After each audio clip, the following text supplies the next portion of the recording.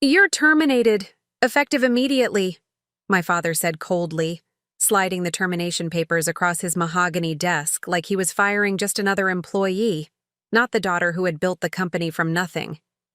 What he didn't know was that firing me from Neuraltech Industries would become the most expensive mistake of his life, because while he thought he owned everything, I still held the patent rights to every single breakthrough innovation that made the company worth $800 million.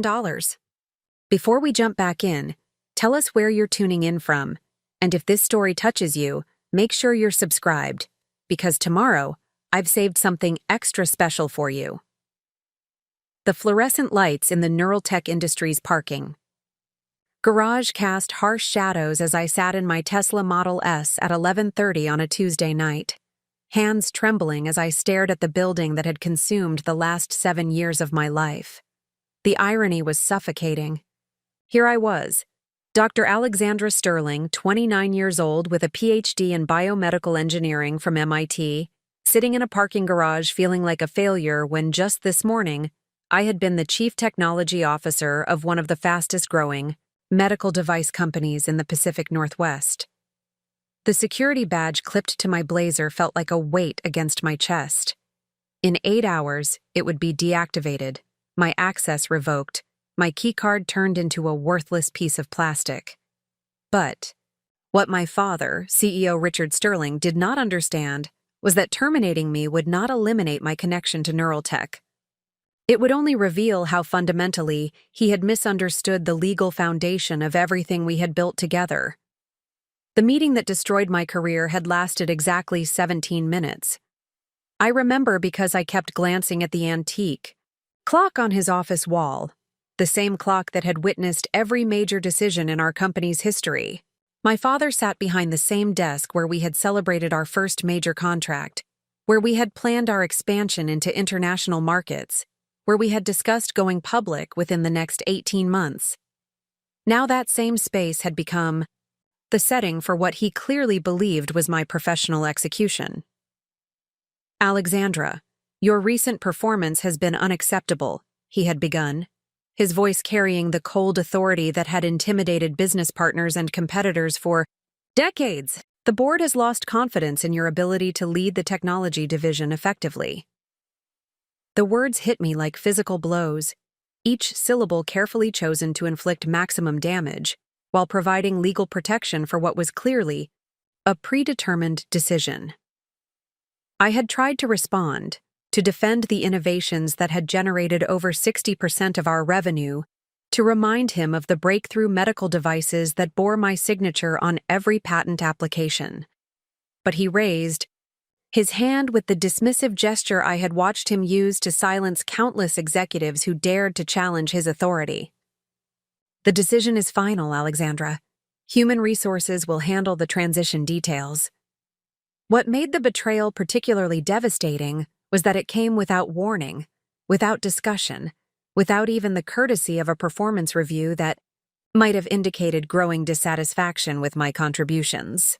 Just 6 weeks earlier, I had presented our latest neural interface prototype to a room full of venture capitalists who had responded with enthusiastic applause and immediate interest in expanding their investment positions. The technology was revolutionary, capable of allowing paralyzed patients to control prosthetic limbs through direct brain-computer interface connections. But as I sat in that cold parking garage, the pieces of a larger puzzle began forming a picture that explained everything. My father's recent closed-door meetings with Marcus Blackwood, the venture capitalist who had been circling our company for months with acquisition offers. The sudden interest from Technomed Solutions, the industry giant that had tried unsuccessfully to poach our research team multiple times over the past 2 years. The suspicious timing of my termination, occurring just days before our scheduled presentation to the FDA for final approval of our most promising product line. Richard Sterling had built his reputation on his ability to identify and exploit business opportunities that others missed. He understood market timing, investor psychology, and competitive positioning with an intuition that had made him wealthy beyond most people's imagination. But he had made one critical miscalculation that would soon prove catastrophic. In his determination to remove me from the company equation, he had forgotten a crucial detail about how intellectual property law actually functions in technology startups. 7 years ago, when Neuraltech Industries was nothing more than an ambitious concept and a basement laboratory in my graduate school apartment, I had been the one to file the initial patent applications that formed the foundation of our entire product portfolio. As the primary inventor and initial applicant, my name appeared first on every single patent that protected our core technologies. While my father had provided the business expertise and initial funding that allowed us to scale from prototype to production, the fundamental intellectual property rights remained tied to my personal contributions as the lead researcher and developer. The corporate attorneys he had hired to structure our business partnerships had recommended transferring patent ownership to the company as we grew, but I had insisted on maintaining individual ownership with licensing agreements that provided Neuraltech with exclusive usage rights. At the time, my father had agreed to this arrangement because it provided certain tax advantages and protected the intellectual property from potential corporate liability issues. Now, his willingness to accommodate what he had considered a minor legal technicality would become the leverage that transformed his attempt to destroy my career into the foundation for my ultimate vindication. As I finally started my car and pulled out of the parking garage, I realized that tomorrow would mark the beginning of a very different chapter in both our lives. My father believed he had eliminated a problem and positioned himself to negotiate the company sale without interference. From someone whose emotional attachment to our research might complicate purely financial decisions, what he had actually done was give me the freedom to operate without corporate constraints, while retaining legal control over the technologies that made Neuraltech valuable to potential acquirers. The drive home through the empty streets of downtown Seattle gave me time to process the emotional devastation, while my analytical mind began calculating the strategic implications of my new situation. The termination was painful, humiliating, and deeply personal. But it was also the catalyst that would force me to stop hiding my capabilities behind the comfortable facade of family loyalty and corporate teamwork. My phone buzzed with a text message from my younger sister Emma, who worked in our marketing department and had heard about my termination through the inevitable office gossip that follows major personnel changes. "Alex, I'm so sorry. Dad won't tell me what happened, but this is insane. Call me when you're ready to talk."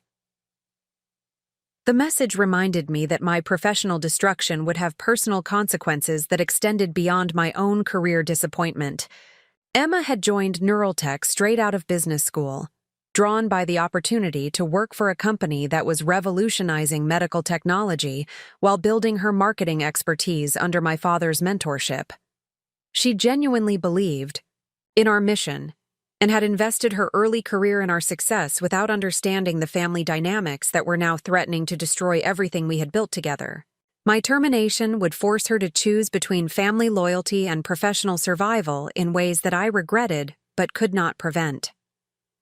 But as I pulled into the driveway of my Capitol Hill townhouse, I felt something unexpected alongside the anger and disappointment. Relief. For the first time in 7 years, I would be free to pursue innovations without corporate oversight, without quarterly earnings pressure, without the constant need to balance breakthrough research against conservative business strategies that prioritized incremental growth over revolutionary advancement. The patents that protected our neural interface technology, our prosthetic control systems, and our brain-computer communication protocols represented not just legal documents, but the foundation for technologies that could transform millions of lives. Under Neuraltech's corporate structure, these innovations had been developed cautiously, tested exhaustively, and brought to market slowly to minimize risk and maximize investor confidence. Now I would have the opportunity to pursue applications that corporate lawyers and risk-averse executives had previously considered too ambitious or legally complex. The next morning would bring phone calls from headhunters, emails from competitors offering employment opportunities, and messages from former colleagues expressing sympathy and confusion about my sudden departure. But it would also bring something my father could never have anticipated: the beginning of a strategic campaign that would demonstrate exactly how much power he had unknowingly surrendered when he decided that firing me was preferable to respecting my contributions.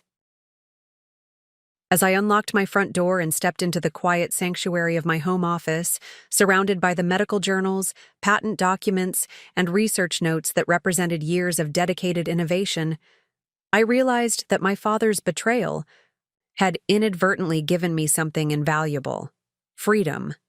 The freedom to build something extraordinary without compromise, without committee approval, without the limitations that had constrained my vision for too long. Tomorrow I would begin the process of showing Richard Sterling and everyone else who had underestimated me exactly what happens when you fire someone who still owns the intellectual property rights to your entire business model. The termination, papers he had handed me so confidently, would soon become evidence of the most expensive personnel decision in Neuraltech's corporate history. The devastating betrayal that had ended my employment was about to become the catalyst for something far more significant than either of us had imagined. And the best part was that he would never see it coming until it was far too late to prevent the consequences of his calculated cruelty from reshaping both our futures permanently. My father had taught me many valuable lessons about business, strategy, competitive positioning, and market timing throughout my career. Now I was about to teach him the most expensive lesson of his life about the critical importance of understanding exactly what you think you control before you make decisions that cannot be undone. Preparing and narrating this story took us a lot of time, so if you are enjoying it, subscribe to our channel. It means a lot to us. Now back to the story. The patents were mine. The technology was mine. The future that he thought he had stolen from me was about to become the foundation for success beyond anything either of us had previously imagined. And it would all begin tomorrow morning with a single phone call that would set in motion a chain of events that would transform his moment of triumph into the beginning of his greatest regret. The girl he had just fired was about to become the woman who would prove that underestimating family can be the most devastating mistake any business leader can make. But first, I needed to get some sleep, because tomorrow would be the first day of showing the world what Dr. Alexandra Sterling could accomplish when she stopped being someone's subordinate and started being her own boss. The patent rights he had forgotten about were about to remind him why respecting intellectual property law is just as important as understanding family dynamics, and why firing someone who built your company from nothing might feel satisfying in the moment, but can become catastrophically expensive when that person still owns the legal foundation of everything you think belongs to you. Richard Sterling had just made the biggest mistake of his successful career.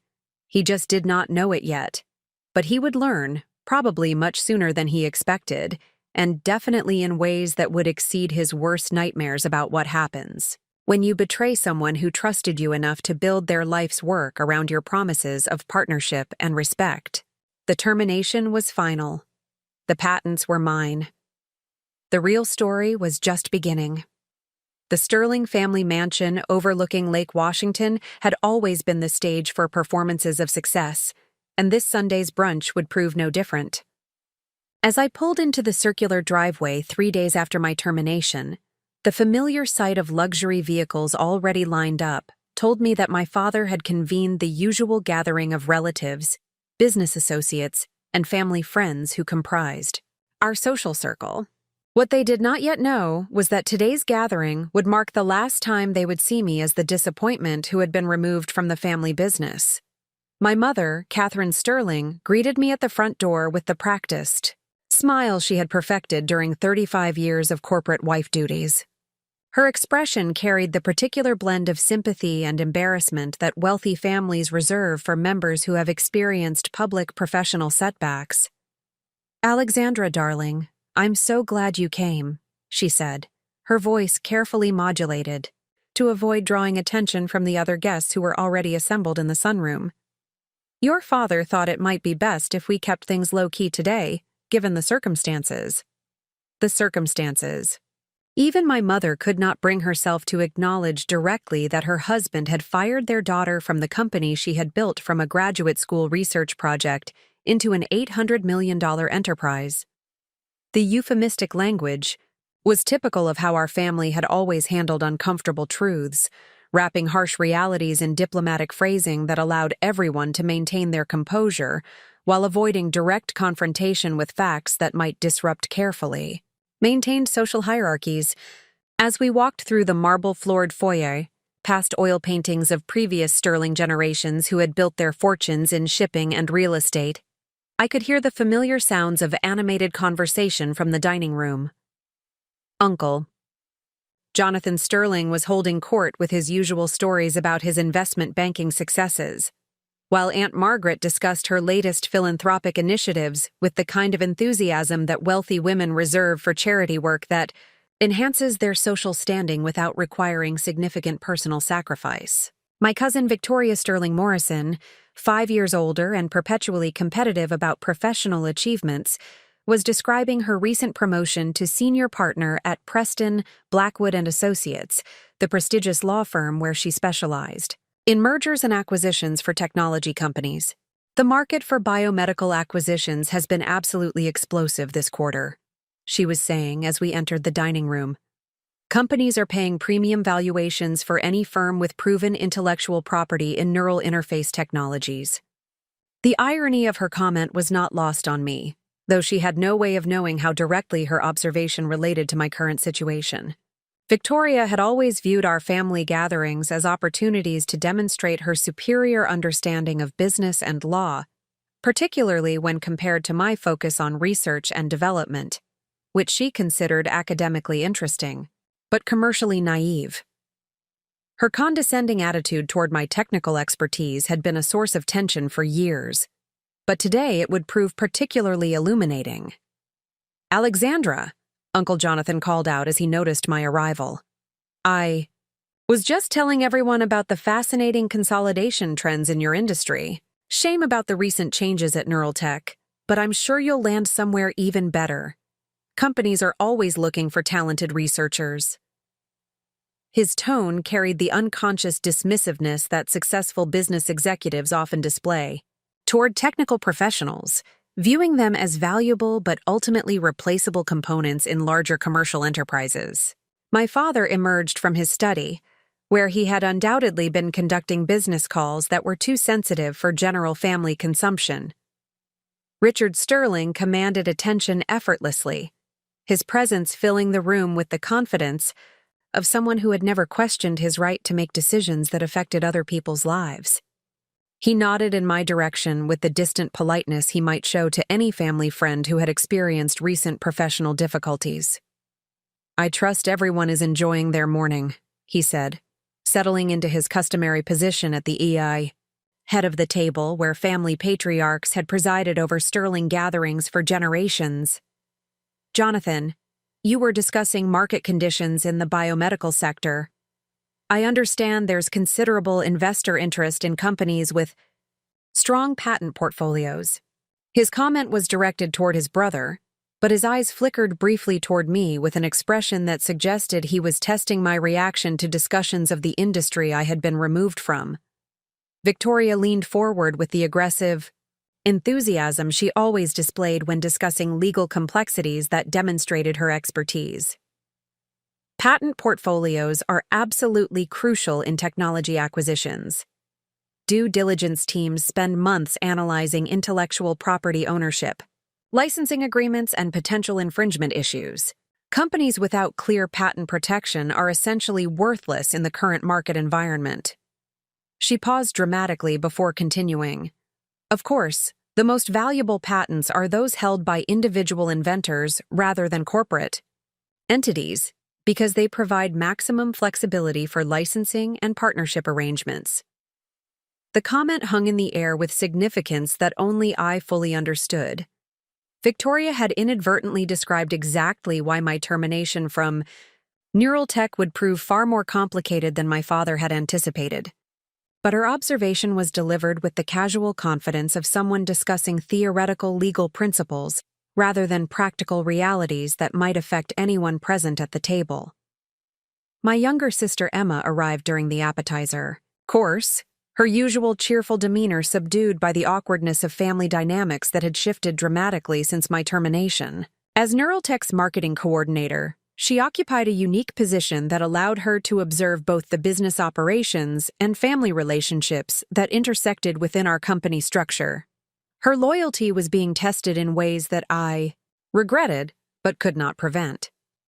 Emma, how are things progressing with the FDA approval process? My father asked, his question carrying the casual authority of someone who expected comprehensive updates on all aspects of company operations. I understand the timeline has been accelerated significantly since we streamlined our research division.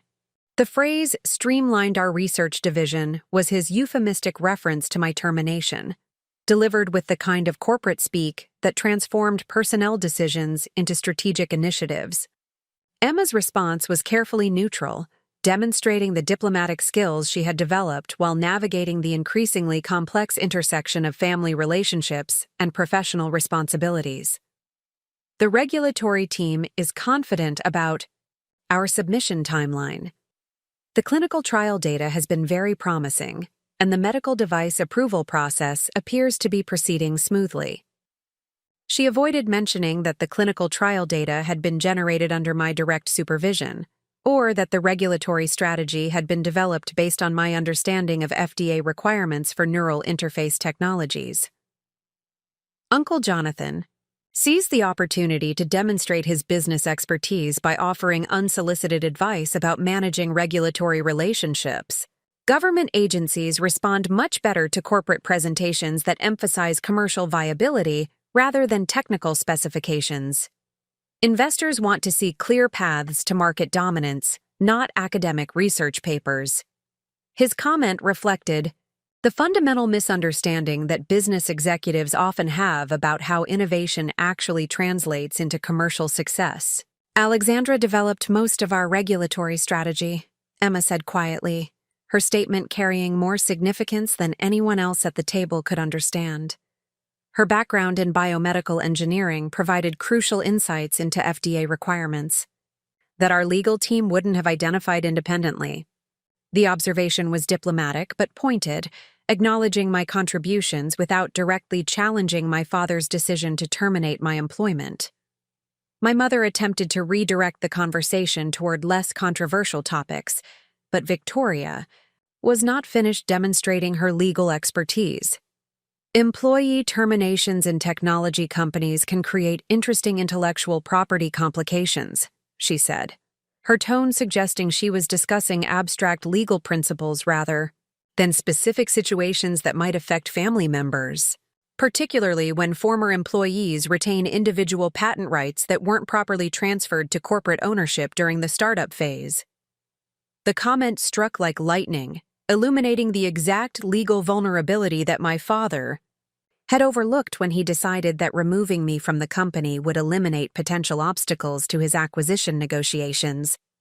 Victoria had unknowingly described the strategic foundation that would enable my response to his betrayal, though she delivered the information as theoretical legal analysis rather than practical warning about specific risks. My father's expression remained carefully neutral, but I detected a slight tightening around his eyes that suggested Victoria's observation had triggered some level of concern about details he might have overlooked in his determination to restructure the company's leadership. Corporate attorneys generally handle intellectual property transfers during business formation, he said carefully. Competent legal counsel ensures that patent ownership aligns with corporate control. Absolutely true in most cases, Victoria agreed, warming to the topic with the enthusiasm she always displayed when discussing complex legal issues. But startup companies sometimes create unconventional ownership structures to accommodate founder preferences or investor requirements. Individual patent ownership can persist even after employment relationships change, creating potential complications for future business transactions. The irony was exquisite. Victoria was providing a detailed legal analysis of exactly why my termination would prove far more expensive than my father had anticipated, while believing she was simply sharing professional expertise that demonstrated her superior understanding of business law. Her comments were inadvertently educating everyone present about the strategic leverage I retained, though no one understood the immediate relevance of her observations. Emma shifted uncomfortably in her chair, clearly recognizing that the conversation was approaching topics that related directly to my recent termination, while remaining theoretical enough to avoid direct confrontation. Her position within the company gave her access to information about patent ownership and licensing agreements that others at the table lacked, making her uniquely aware of the practical implications of Victoria's legal analysis. The key issue is always ensuring that employment agreements include comprehensive intellectual property assignment clauses, Victoria continued, pleased to have an audience for her expertise. Companies that fail to secure proper patent transfers during the hiring process can find themselves in very difficult negotiating positions if those employees later become competitors or seek licensing agreements for their individual patents. My father's jaw tightened almost imperceptibly, though his expression remained composed. Victoria's commentary was highlighting exactly the legal complexities that his corporate attorneys should have addressed years ago when Neuraltech was transitioning from research project to commercial enterprise. The fact that individual patent ownership had been preserved through licensing agreements rather than outright transfer was a detail that had seemed insignificant during our growth phase, but was now emerging as a critical strategic vulnerability. I'm sure Neuraltech's legal structure is appropriately organized, my mother interjected, her comment carrying the subtle warning that family gatherings should not become venues for discussions that might create uncomfortable tensions between business interests and family relationships. Richard has always been very thorough about protecting the company's intellectual property assets. But the damage was already done. Victoria had inadvertently provided a comprehensive legal education about exactly why my termination would prove strategically counterproductive, while my father was beginning to understand that his decision to fire me might have created complications that extended far beyond simple personnel management. The patents he assumed were corporate assets were actually individual property that I had licensed to the company under agreements that could be modified or terminated under specific circumstances. As the brunch concluded and guests began departing, for their afternoon activities, I realized that this gathering had accomplished something none of us had anticipated. Victoria's legal analysis had provided public validation of the strategic foundation that would enable my response to my father's betrayal, while simultaneously educating him about vulnerabilities he had previously overlooked. The family expectations that had shaped my career for 7 years were about to be dramatically realigned.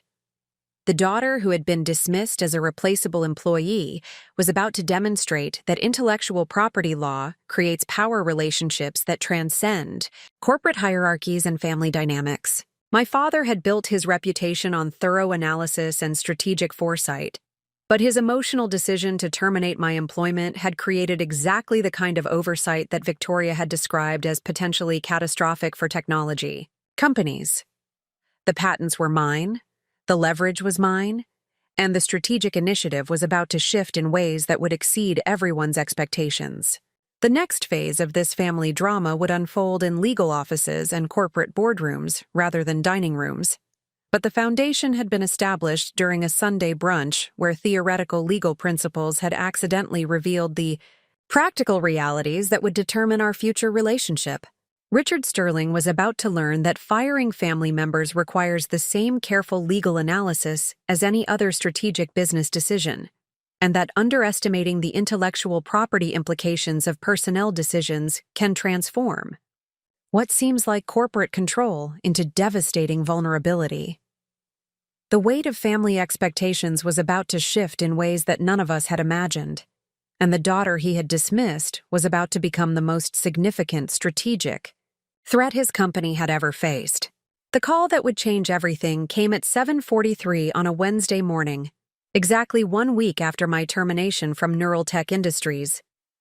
I was reviewing patent documentation in my home office when my phone displayed the name that made my stomach tighten with a mixture of curiosity and apprehension. Dr. Sarah Chen, Director of Neurology at Seattle Medical Center, and the principal investigator for our most significant clinical trial. Dr. Chen's voice carried the controlled, urgency that medical professionals develop when discussing situations that could affect patient outcomes. Alexandra, I apologize for calling so early, but we have encountered a critical situation that requires immediate consultation. The neural interface devices we have been testing in our spinal cord injury study are experiencing systematic failures that our technical team cannot resolve. The implications hit me immediately. Seattle Medical Center was conducting the pivotal clinical trial that would determine FDA approval for our Neuralink prosthetic control system, the revolutionary technology that allowed paralyzed patients to operate artificial limbs through direct brain-computer interface connections. The trial involved 12 patients who had been living with complete spinal cord injuries for years, individuals whose participation represented their first realistic hope for regaining functional mobility. What type of failures are you observing? I asked, already moving toward my computer to access the technical specifications that I had developed during 3 years of intensive research and development. Despite my termination from Neuraltech, I retained comprehensive documentation of every aspect of the Neuralink system's design, programming, and operational parameters. Dr. Chen's explanation revealed a crisis that threatened not only the clinical trial's success, but the safety and well-being of patients who had volunteered for experimental treatment based on their trust in our technology. The interface connections are becoming unstable after approximately 48 hours of continuous operation. Signal degradation occurs gradually, then accelerates rapidly until the devices lose calibration completely. 3 patients have experienced complete system failures that required emergency disconnection procedures. The technical problem she described was both complex and dangerous. Neural interface devices require precise calibration to interpret brain signals accurately and translate them into mechanical commands that control prosthetic limbs. When calibration degrades, the system begins misinterpreting neural impulses, causing prosthetic devices to execute unintended movements that can injure patients or damage the expensive equipment. Complete system failures leave patients suddenly disconnected from prosthetic devices they had learned to control, creating both physical vulnerability and severe psychological trauma. Have you contacted Neuraltech's technical support team? I asked, though I suspected the answer would reveal additional complications. My termination had occurred without transition planning or knowledge transfer to remaining staff members, leaving the company without anyone who possessed comprehensive understanding of the Neuralink system's advanced operational requirements. We reached out to Neuraltech immediately when the first failure occurred, Dr. Chen replied, her frustration evident despite her professional composure. Their current technical team has been unable to identify the root cause of the calibration instability. They have suggested suspending the trial until they can conduct additional system analysis, but that would require disconnecting all remaining patients and potentially delaying FDA approval by 12 to 18 months. The situation was worse than I had initially understood. A clinical trial suspension would not only devastate the patients who were experiencing restored mobility for the first time in years, but would also trigger regulatory reviews that could permanently damage Neuraltech's credibility with the FDA. Medical device companies that demonstrate inability to maintain system stability during clinical trials face extraordinary scrutiny for all future product submissions, effectively destroying their commercial viability in the highly regulated medical technology market. Dr. Chen, I need to be transparent about my current relationship with Neuraltech, I said carefully. My employment with the company was terminated last week, so I cannot provide official technical support or represent their corporate interests. However, I developed the Neuralink system's core architecture and remain deeply committed to ensuring patient safety and trial success. There was a brief pause as Dr. Chen processed the implications of my statement. Alexandra, I was not aware of your employment change, but frankly, patient welfare is my primary concern. If you possess technical knowledge that could resolve these system failures, I would welcome your consultation regardless of your current corporate affiliation. These patients have invested enormous emotional and physical energy in this trial. and they deserve every possible effort to ensure successful outcomes. Her response crystallized the choice that would determine my future trajectory. I could maintain the professional distance that my termination seemed to require, protecting myself from potential legal complications while allowing my former company to struggle with technical problems they could not solve independently. Alternatively, I could intervene directly to prevent patient harm and trial failure, demonstrating capabilities that my father had dismissed when he decided my contributions were no longer valuable to Neuraltech's commercial objectives. I can? Be at Seattle Medical Center within 2 hours, I replied, making a decision that would prove far more significant than either of us understood at that moment. Please have your technical team prepare comprehensive diagnostic data from all affected devices. I will need complete access to system logs, calibration records, and patient interaction data to identify the failure patterns. The drive to Seattle. Medical Center provided time to consider the broader implications of my intervention. By offering to resolve technical problems that Neuraltech's remaining staff could not address, I would be demonstrating that my termination had eliminated institutional knowledge that was critical to the company's most important commercial initiatives. More significantly, I would be establishing my value as an independent consultant whose expertise transcended corporate employment relationships. Dr. Chen met me in the hospital's research wing, where the neural interface laboratory had been established, specifically for our clinical trial. The facility represented state-of-the-art medical technology infrastructure, with specialized surgical suites for device implantation, sophisticated monitoring equipment for tracking patient progress, and secure data management systems for regulatory documentation. The investment in this facility demonstrated Seattle Medical Center's commitment to advancing neural interface technology, making the trial's potential failure particularly devastating for all stakeholders involved. Let me introduce you to our current situation, Dr. Chen said, leading me toward a conference room where her technical team had assembled diagnostic data from the failing devices. We have documented system instability in 8 of 12 implanted devices over the past 5 days. The failures follow consistent patterns, but our analysis has not identified any common environmental factors or operational variables that might explain the degradation. The technical team included biomedical engineers, neurology specialists, and medical device technicians who possessed extensive experience with neural interface equipment. Their inability to resolve the calibration failures was not due to lack of expertise or effort, but rather because they were analyzing symptoms without understanding the underlying architectural complexities that I had incorporated into the Neuralink system's design. As I reviewed their diagnostic data, the source of the system failures became immediately apparent. The calibration instability was being caused by adaptive learning algorithms that I had programmed to improve device responsiveness over time. These algorithms were designed to analyze patient neural patterns and automatically adjust signal interpretation parameters to enhance prosthetic control precision.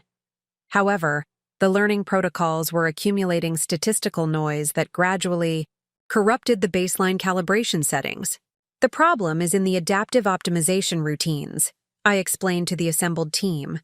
The system is designed to learn from patient usage patterns and continuously refine its signal interpretation algorithms.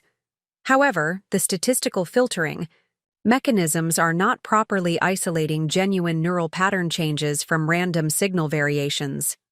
Over time, this causes the calibration baseline to drift away from optimal settings until system performance degrades beyond acceptable parameters. Dr. Martinez, the lead biomedical engineer, studied the data patterns I was highlighting with growing understanding. So the system is essentially learning incorrect signal interpretations and reinforcing those errors through successive calibration adjustments. The more the patient uses the device, the worse the calibration becomes until complete failure occurs. Exactly, I confirmed. The solution requires recalibrating the statistical filtering parameters and implementing more sophisticated noise reduction algorithms that can distinguish between meaningful neural pattern evolution and random signal fluctuation. The modifications are complex but straightforward to implement for someone familiar with the system architecture. The technical team exchanged glances that reflected both relief at having identified the problem and concern about their ability to implement the necessary corrections independently. The Neuralink system's programming involved proprietary algorithms and specialized neural signal processing techniques that required intimate knowledge of both the hardware interface specifications and the software architecture that integrated all system components. How long would these modifications require? Dr. Chen asked, her question reflecting the time pressure created by patients who were dependent on functioning devices and regulatory agencies that were monitoring trial progress closely. We need to restore system stability as quickly as possible, while ensuring that any changes maintain the safety and efficacy standards required for FDA approval. I considered the complexity of the required programming modifications and the testing protocols necessary to validate system performance before reconnecting patients to modified devices. I can implement the necessary corrections within 48 hours if I have direct access to the system programming environment and patient devices. However, this work would need to be performed as an independent consultation rather than as a Neuraltech representative. The distinction was critical for multiple reasons. As an independent consultant, I would retain intellectual property rights to any improvements or modifications I developed during the crisis resolution process.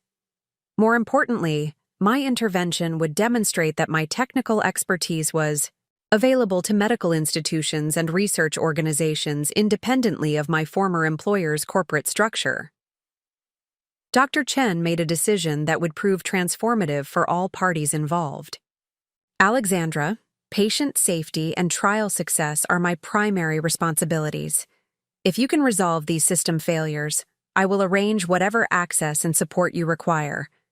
We can formalize the consulting relationship through our hospital's standard procedures for independent technical contractors. The next 48 hours would establish the foundation for everything that followed. Working with Seattle Medical Center's technical team, I implemented comprehensive corrections to the Neuralink system's adaptive learning algorithms, developed enhanced noise filtering protocols, and created diagnostic tools that would prevent similar failures in future deployments. The modifications not only resolved the immediate crisis, but significantly improved overall system performance and reliability. More importantly, the successful intervention demonstrated that my technical capabilities were not only independent of Neuraltech's corporate infrastructure, but superior to what the company could provide without my direct involvement. The hospital's technical team, medical staff, and administrative leadership all witnessed firsthand that the woman who had been terminated from Neuraltech possessed expertise that was critical to the success of their most important research initiatives. When the modified systems were reconnected to patients, the results exceeded everyone's expectations.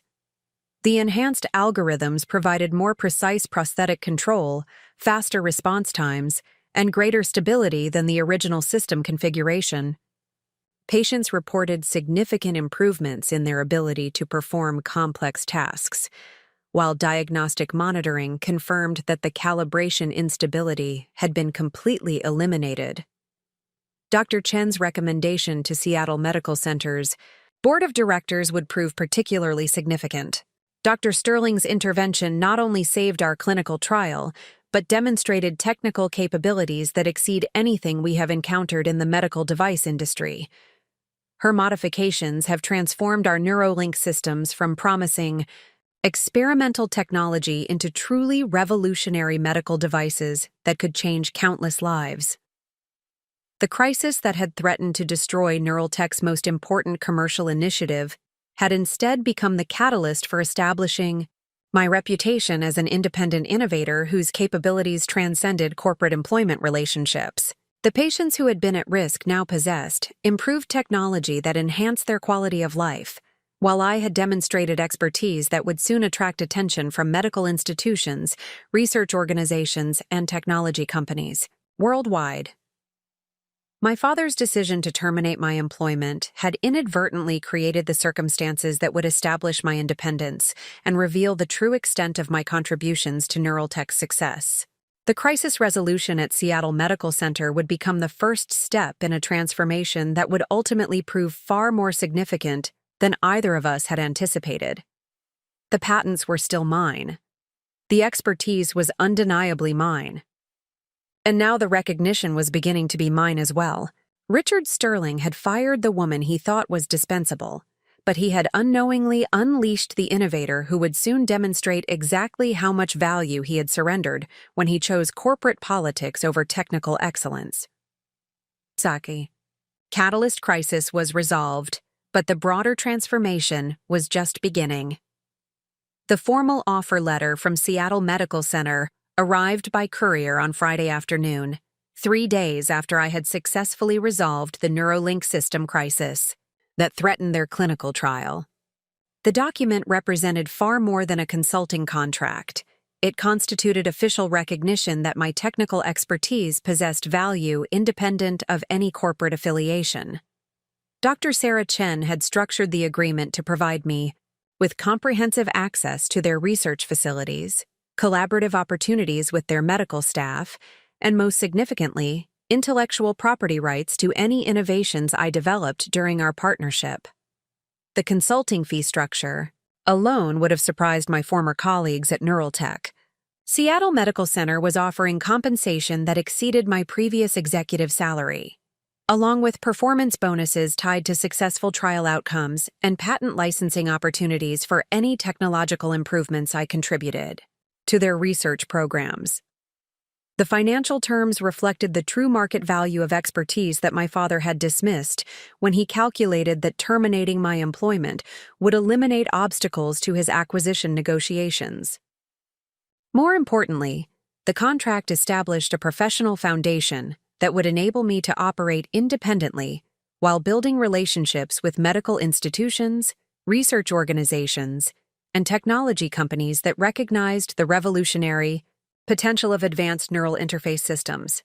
The success at Seattle Medical Center had demonstrated that my capabilities extended beyond theoretical research into practical problem-solving that could save critical projects and enhance patient outcomes in measurable ways. The timing was particularly significant because news of the clinical trial rescue had begun circulating through professional networks that connected medical device researchers, biomedical engineers, and neurology specialists across the country. The medical technology industry operates through tight-knit communities, where successful innovations and breakthrough solutions become known quickly among practitioners who understand the technical complexities involved in developing life-changing medical devices. Dr. Michael Rodriguez from Stanford Medical Center contacted me within hours of the Seattle Medical Center announcement, requesting consultation on neural interface applications for treating traumatic brain injury patients. His research team had been struggling with signal processing challenges that were preventing their experimental therapy protocols from achieving consistent results. The technical problems he described were similar to issues I had encountered and resolved during the Neuralink development process, suggesting that my expertise could provide solutions that would advance their groundbreaking research. The inquiry from Stanford represented validation from one of the most prestigious medical research institutions in the world, confirming that my technical capabilities had attracted attention from the highest levels of academic medicine. Dr. Rodriguez emphasized that Stanford was particularly interested in innovations that could be translated into practical therapeutic applications, rather than theoretical research that remained confined to laboratory environments. The consulting opportunity with Stanford would provide access to resources and collaborative partnerships that exceeded anything available through traditional corporate employment. Their neural engineering laboratory possessed computational infrastructure, experimental equipment, and research funding that would enable breakthrough innovations impossible to achieve through individual effort. More significantly, successful collaboration with Stanford would establish credibility that would attract additional opportunities from medical institutions, technology companies, and research organizations worldwide.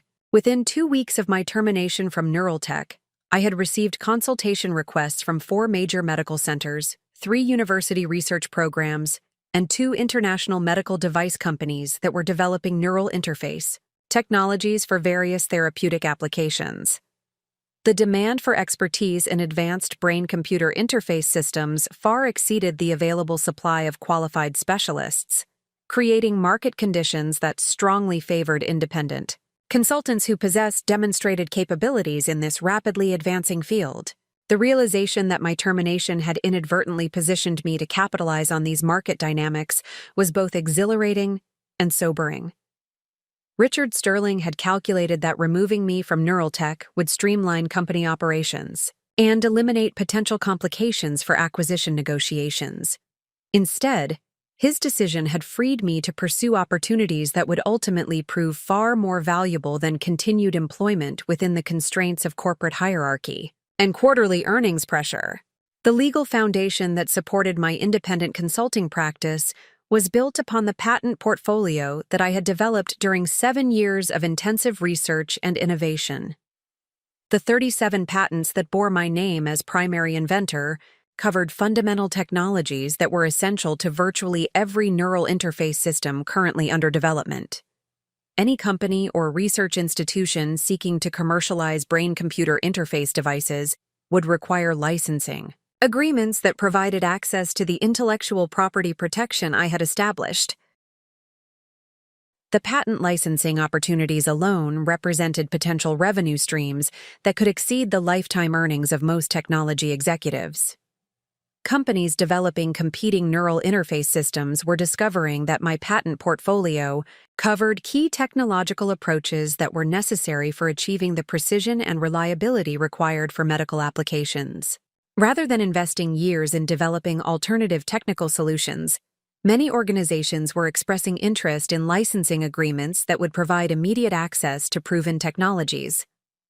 Dr. Jennifer Walsh, from the Technology Transfer Office at University of Washington, reached out to discuss opportunities for collaborative research that would leverage my patent portfolio while providing access to university resources for advancing neural interface applications. The university was particularly interested in developing educational programs that would train the next generation of biomedical engineers in advanced brain-computer interface technologies, while conducting research that could lead to breakthrough therapeutic applications.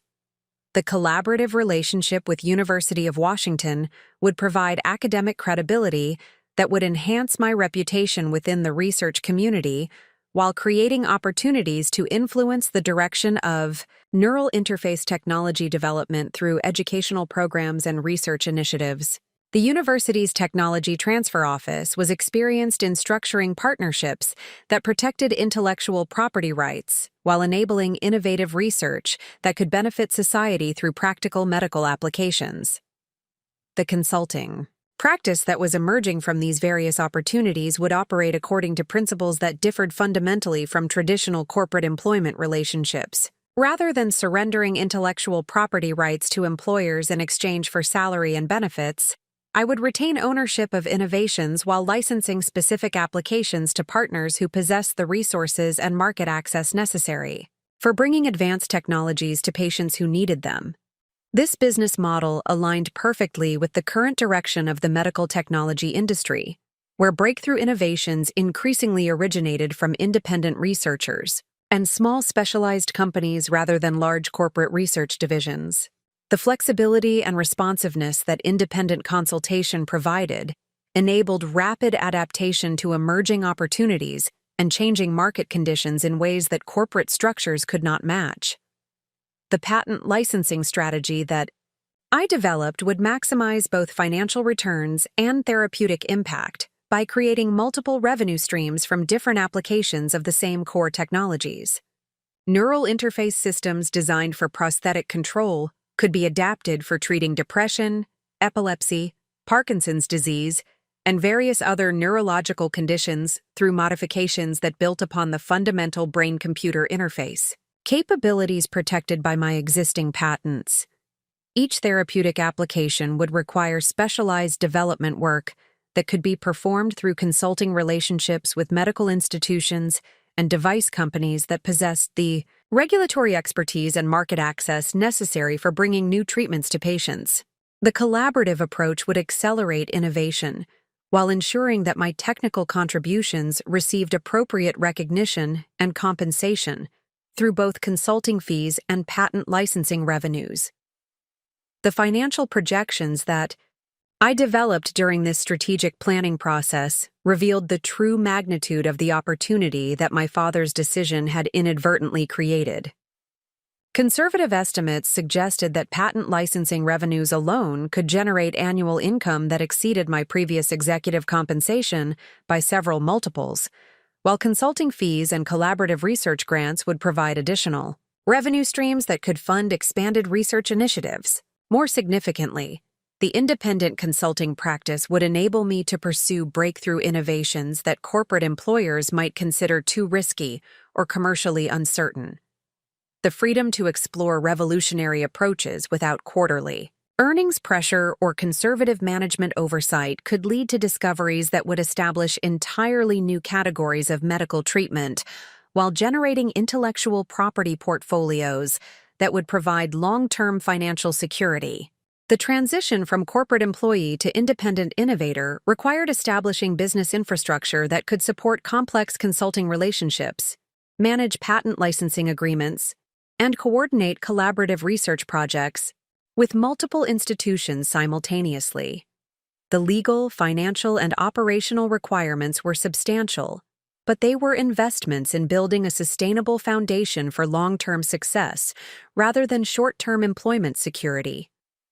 The home office that I had been using for patent research and technical documentation was expanded into a comprehensive business headquarters that included secure communication systems for handling confidential medical research data, specialized software for managing patent portfolios and licensing agreements, and presentation facilities for conducting virtual consultations with medical institutions worldwide. The business entity that I established to manage these various activities was structured to provide maximum flexibility for future growth, while protecting intellectual property assets from potential legal challenges or competitive threats. The corporate structure included provisions for expanding into different therapeutic areas, establishing partnerships with international research institutions, and developing proprietary technologies that could be commercialized through licensing agreements or strategic partnerships. Within 30 days of my termination from Neuraltech Industries, I had established a consulting practice that possessed greater technical capabilities, broader market reach, and more substantial growth potential than the company that had dismissed my contributions as dispensable. The patients who benefited from improved neural interface technologies, the medical institutions that gained access to breakthrough innovations, and the research community that advanced through collaborative partnerships all represented validation that extended far beyond financial success. The foundation was established, the credibility was proven, and the market opportunities were expanding rapidly. Richard Sterling had calculated that firing his daughter would simplify his business operations, but he had actually created the conditions that would demonstrate exactly how much value he had surrendered when he chose corporate politics over technical excellence. The independent consultant who emerged from his decision would soon prove that innovation thrives when freed from corporate constraints, and that true success comes from creating value that benefits society rather than simply maximizing quarterly profits. The transformation was accelerating, and the most significant developments were yet to come. The boardroom at MedTech Global Industries commanded panoramic views of downtown Boston's financial district, where pharmaceutical giants and medical device corporations conducted negotiations that determined the future of healthcare innovation worldwide. As I entered the executive conference room 6 weeks after my termination from Neuraltech, I carried a presentation that would establish my reputation as an independent consultant capable of solving problems that had confounded entire research divisions at the world's largest medical technology companies. Dr. Patricia Hendricks, Chief Technology Officer of MedTech Global, had contacted me through professional networks that connected neural interface specialists across academic and commercial research environments. Her company possessed comprehensive resources for developing and commercializing medical devices, including regulatory expertise, manufacturing capabilities, and international distribution channels that could bring breakthrough technologies to patients worldwide. However, they lacked the specialized knowledge necessary to overcome technical barriers that were preventing their neural stimulation systems from achieving the precision required for treating severe neurological disorders. The challenge that MedTech Global faced represented the intersection of advanced neuroscience, sophisticated engineering, and complex regulatory requirements that characterize the most demanding applications of medical technology innovation. Their research teams had invested 3 years and $47 million attempting to develop deep brain stimulation devices that could provide personalized therapy for patients with treatment-resistant depression, severe epilepsy, and advanced Parkinson's disease. Despite their substantial investment and access to leading researchers, the project remained stalled due to technical limitations that prevented their devices from delivering therapeutic stimulation with sufficient accuracy to ensure both safety and efficacy. Dr. Hendricks explained the scope of their challenge during our initial consultation call. Our current deep brain stimulation systems can target general brain regions, but they cannot adapt to individual patient neural patterns with the precision necessary for optimizing therapeutic outcomes while minimizing side effects. The regulatory approval process requires demonstration of consistent treatment benefits across diverse patient populations, but our current technology produces variable results that make FDA approval extremely difficult to achieve. The technical problem she described was precisely the type of challenge that my patent portfolio and research experience were designed to address. Deep brain stimulation requires real-time analysis of neural activity patterns, dynamic adjustment of stimulation parameters based on patient response, and sophisticated feedback mechanisms that can optimize treatment delivery while preventing harmful overstimulation. The technologies I had developed for neural interface applications could be adapted to create personalized therapy systems that would revolutionize treatment for millions of patients whose neurological conditions had not responded to conventional medical interventions. The presentation I prepared for MedTech Global demonstrated comprehensive solutions to every technical barrier that had prevented their research teams from achieving breakthrough results. The adaptive neural interface algorithms I had developed for prosthetic control applications could be modified to analyze brain activity patterns associated with depression, epilepsy, and movement disorders. The signal processing techniques that enabled precise communication between neural implants and external devices could be adapted to deliver personalized stimulation therapy that adjusted automatically to changing patient conditions. Most significantly, the patent protection that covered these technologies would provide MedTech Global with exclusive licensing opportunities that could establish market dominance in the rapidly expanding field of personalized neurological therapy. The intellectual property portfolio I had developed included fundamental innovations that competitors would require years to develop independently, creating strategic advantages that could justify substantial licensing investments while accelerating their product development timelines.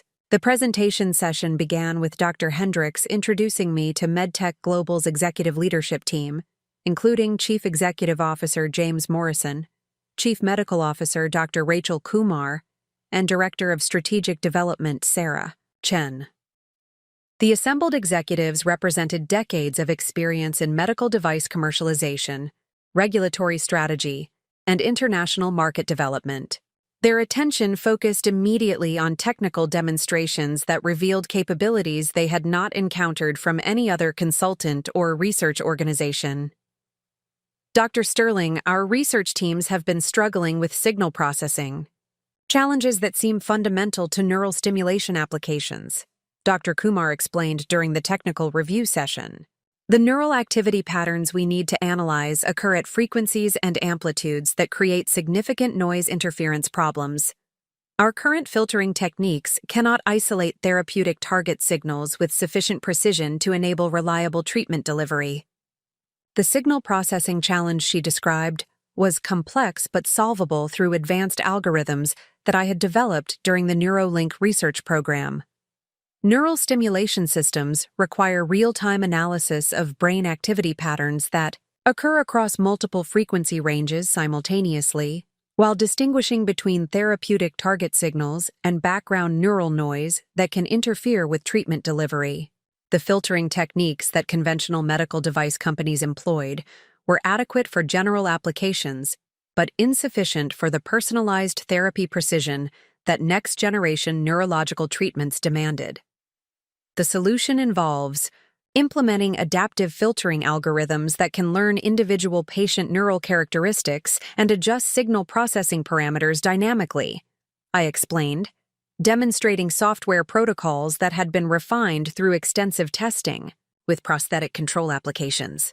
Rather than using static filtering techniques that treat all patients identically, these systems customize signal analysis based on each patient's unique neural patterns and therapeutic response characteristics. The technical demonstration that followed exceeded their expectations in ways that would prove transformative for both MedTech Global's product development strategy and my emerging reputation as an independent consultant. The adaptive algorithms I presented could not only resolve their current signal processing limitations, but enhance therapeutic precision beyond anything currently available in the deep brain stimulation market. The improvements would enable personalized treatment protocols that could optimize therapeutic outcomes while minimizing side effects that had limited the effectiveness of existing neurological therapies. Chief Executive Officer Morrison recognized the commercial implications immediately. Dr. Sterling, the capabilities you have demonstrated could revolutionize neurological treatment and establish MedTech Global as the industry leader in personalized therapy systems. What would be required to implement these technologies in our current product development programs? The question represented the pivotal moment that would establish the framework for my most significant consulting engagement. To date, MedTech Global possessed the resources, regulatory expertise, and market access necessary to bring advanced neurological therapies to patients worldwide, but they required licensing agreements that would provide access to the patent portfolio and technical expertise that enabled breakthrough innovations. The collaboration structure I proposed would maximize both therapeutic impact and financial returns, while establishing precedents for future consulting relationships. Implementation would require comprehensive technology licensing agreements that provide MedTech Global with exclusive access to relevant patents and ongoing technical consultation to ensure successful adaptation of neural interface technologies for deep brain stimulation applications. I responded. The licensing structure would include milestone payments tied to development progress, royalty agreements based on commercial sales, and collaborative research opportunities that could lead to additional innovations benefiting both organizations. The licensing terms I outlined represented substantial financial commitments that reflected the true value of breakthrough medical technology innovations. The initial licensing fee alone exceeded my previous annual salary at Neuraltech, while milestone payments and royalty agreements would provide ongoing revenue streams that could fund expanded research initiatives and additional patent development. More importantly, successful collaboration with MedTech Global would establish credibility that would attract similar opportunities from other major medical device companies seeking access to advanced neural interface technologies. Dr. Hendricks coordinated detailed technical discussions between my research background and MedTech Global's development teams, revealing opportunities for innovation that extended beyond their immediate deep brain stimulation objectives. The adaptive neural interface technologies I had developed possessed applications for treating spinal cord injuries, traumatic brain injuries, stroke recovery, and various other neurological conditions that represented enormous market opportunities for companies that could provide effective therapeutic solutions. The expanded collaboration possibilities would establish MedTech Global as a comprehensive provider of personalized neurological therapies while creating multiple revenue streams from different therapeutic applications of the same core technologies. The strategic partnership would enable rapid product development across diverse neurological conditions, while maximizing patent licensing revenues through applications that serve different patient populations and market segments. Sarah Chen, Director of Strategic Development, recognized the competitive advantages that exclusive access to my patent portfolio would provide in an increasingly crowded medical device marketplace. The intellectual property protection you have established covers fundamental technologies that our competitors would require years to develop independently. Exclusive licensing agreements would provide MedTech Global with strategic advantages that could establish market leadership across multiple therapeutic areas. The competitive analysis she presented demonstrated that major medical device companies, including Medtronic, Boston Scientific, and Abbott, were investing billions of dollars in neural interface research without access to the breakthrough technologies that my patent portfolio protected. Companies that gained exclusive licensing agreements would possess immediate technical advantages, while competitors struggled to develop alternative approaches that could match the precision and reliability that personalized therapy systems demanded. The financial projections that MedTech Global developed during our collaboration discussions revealed the magnitude of market opportunities that neural interface technologies represented. Conservative estimates suggested that personalized neurological therapy markets could exceed $50 billion annually within 10 years, driven by aging populations and increasing recognition that conventional pharmaceutical treatments were inadequate for many neurological conditions. The companies that established early market leadership through breakthrough technology innovations would capture disproportionate market share, while competitors struggled to develop comparable capabilities. The regulatory strategy that Dr. Kumar outlined would leverage MedTech Global's extensive experience with FDA approval processes to accelerate commercial deployment of personalized therapy systems. Their regulatory affairs team possessed relationships with key agency personnel and comprehensive understanding of approval requirements that could reduce development timelines and ensure successful product launches. The combination of breakthrough, technology innovations, and regulatory expertise would enable rapid market entry that could establish dominant market positions before competitors could respond effectively. The clinical trial protocols that MedTech Global proposed would demonstrate therapeutic benefits across multiple neurological conditions while generating clinical evidence necessary for regulatory approval and physician adoption.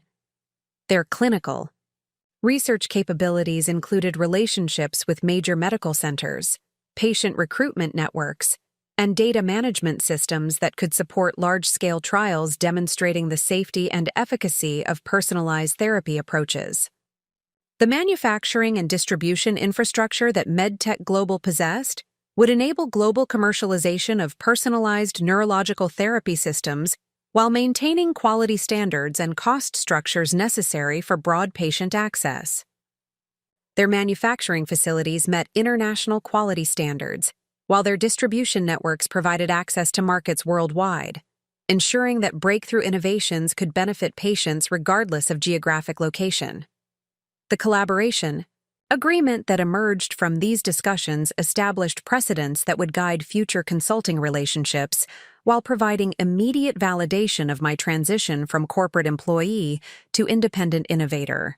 The financial terms exceeded conservative projections, while the technical collaboration opportunities would enable continued innovation that could lead to additional breakthrough discoveries.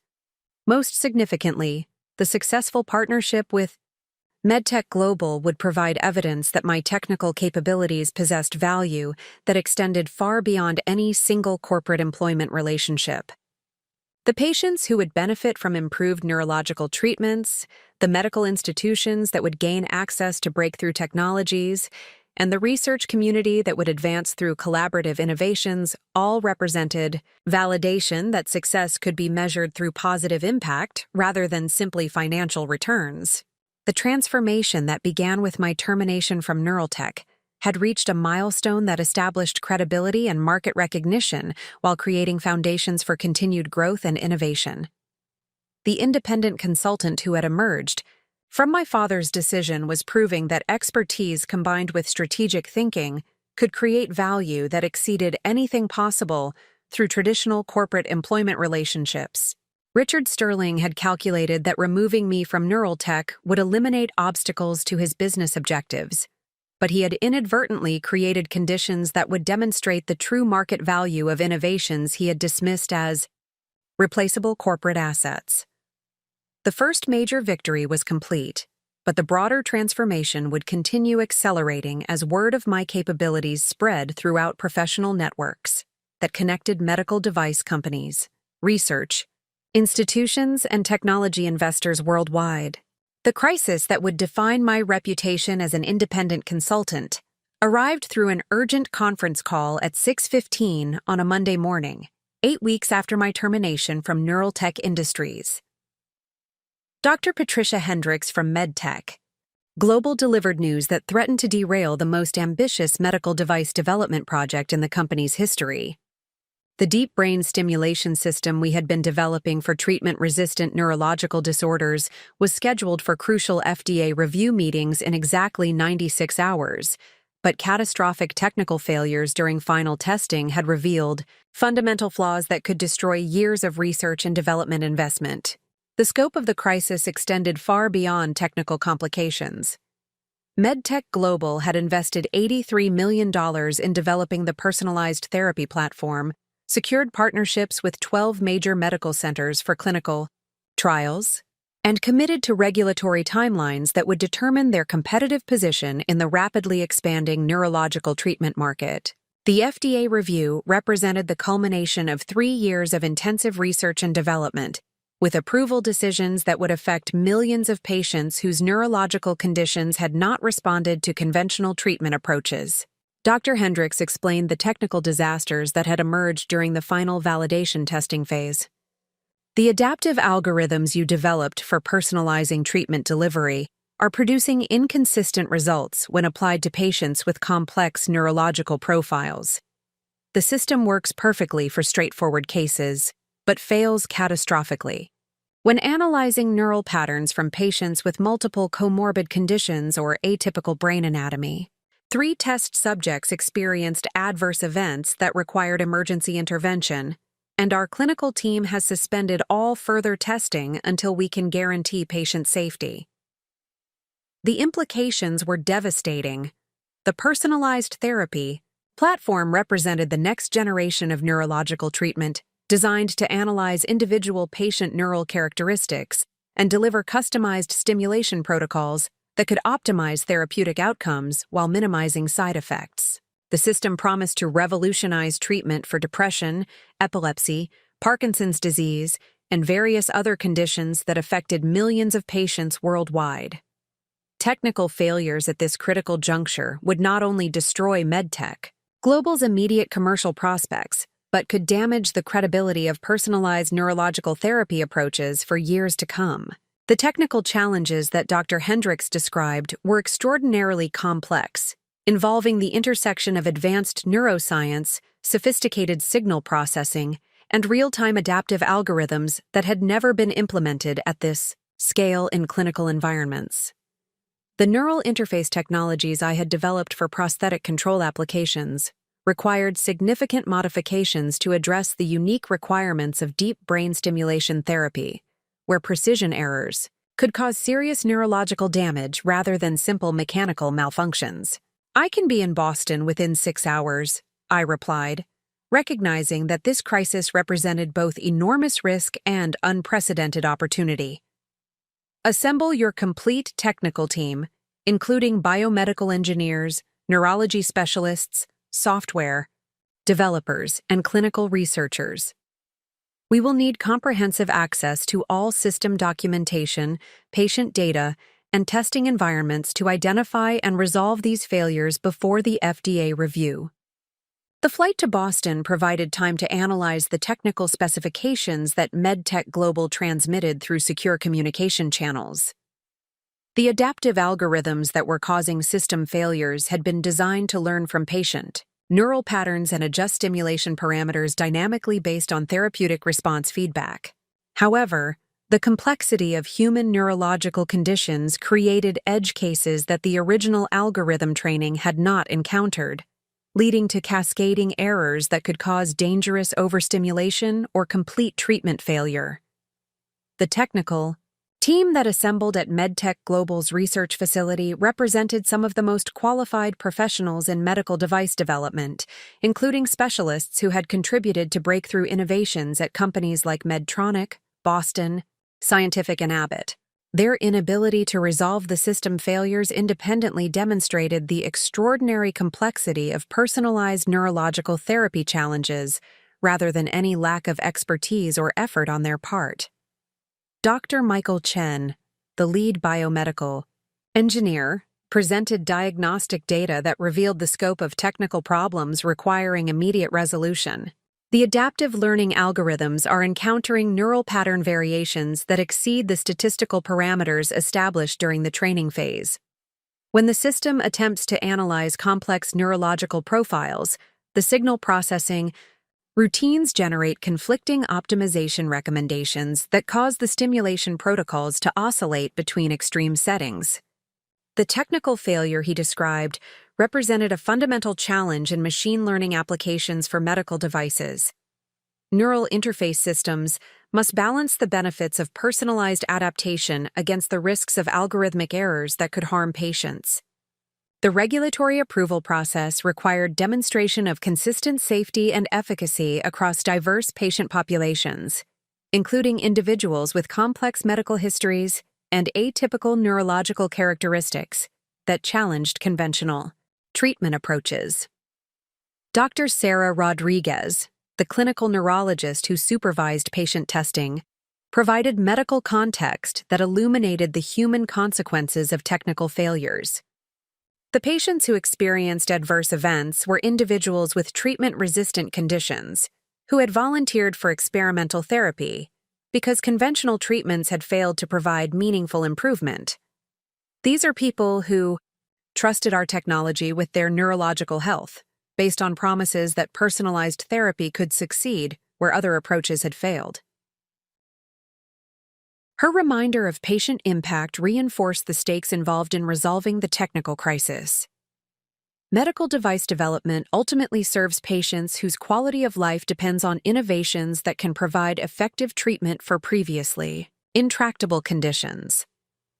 The regulatory approval process exists to ensure that breakthrough technologies meet safety and efficacy standards that protect patients while enabling access to potentially life-changing therapeutic innovations.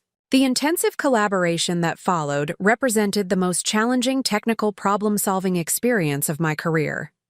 Working alongside MedTech Global's research team, I analyzed thousands of neural signal recordings from patients with diverse neurological conditions, identified patterns in algorithm failures that revealed underlying systematic errors, and developed enhanced signal processing techniques that could handle the complexity of real-world clinical applications. The breakthrough emerged during the second day of continuous analysis, when I recognized that the algorithm failures were caused by oversimplified assumptions about neural pattern variability across different patient populations.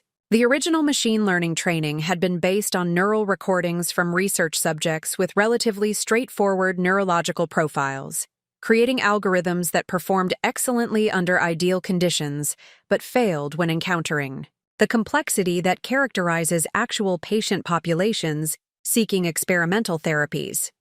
The solution required developing multi-layered adaptive systems that could analyze neural patterns at different levels of complexity simultaneously. Rather than relying on single algorithms that attempted to optimize all treatment parameters through unified approaches, the enhanced system employed specialized processing modules that could handle different aspects of personalization while coordinating their recommendations through sophisticated arbitration protocols.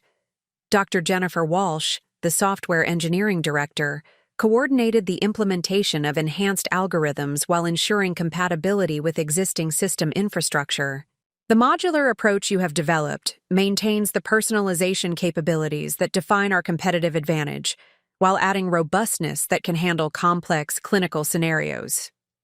The enhanced system actually performs better than the original design across all patient categories, not just the complex cases that were causing failures. The validation testing that followed demonstrated results that exceeded our most optimistic projections. The enhanced personalized therapy platform provided more precise treatment delivery, faster adaptation to changing patient conditions, and greater safety margins than the original system design. Patients with complex neurological profiles experienced therapeutic benefits that matched or exceeded outcomes achieved with straightforward cases, while adverse event rates dropped to levels that satisfied the most stringent safety requirements.